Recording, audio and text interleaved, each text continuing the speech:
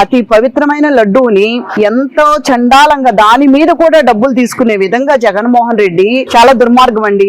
హిందువులు ఎంతో పవిత్రంగా భావించే తిరుమల తిరుపతి దేవస్థానం యొక్క లడ్డూని ఈ విధంగా కల్తీ నేతితో తయారు చేయడం జగన్మోహన్ రెడ్డికే చెందింది. జగన్మోహన్ రెడ్డి అవినీతిలో ఇదొక భాగం. మరి కల్తీ లడ్డు మూలాన ఎంత పొడి 2 రోజులకి ఫ్రిడ్జ్ లో పెట్టినా ఒక నెల రోజులు ఉండే లడ్డు ఒక 2 రోజులకే పొడి పొడిలాడుతూ ముక్కలు అయిపోయేదండి. కేవలం లడ్డు విషయం డైవర్ట్ చేయడానికి అంబటి రాంబాబుని పురమాయించి మరి చంద్రబాబు నాయుడు గారి తల్లిని తిట్టించాడండి జగన్మోహన్ రెడ్డి అంబటి రాంబాబుతో. ఇప్పుడు ఈ ఇష్యూని కూడా డైవర్ట్ చేయడానికి కేవలం ఈ కల్తీ లడ్డుని మళ్ళీ తీసుకెళ్లి అయోధ్య మందిరానికి కూడా పంపించేశాడు జగన్. మళ్ళీ జంతువు కొవ్వు కలిపిన లడ్డూని ప్రధానికి అమిత్ షాకి అందరికి ఇచ్చొచ్చాడండి. ఈ పాపం ఊరికే పోదు. అసలు మేము ఏం చేయలేదు, తప్పు చేయలేదు, అది ఇదని మాట్లాడుతున్నారు.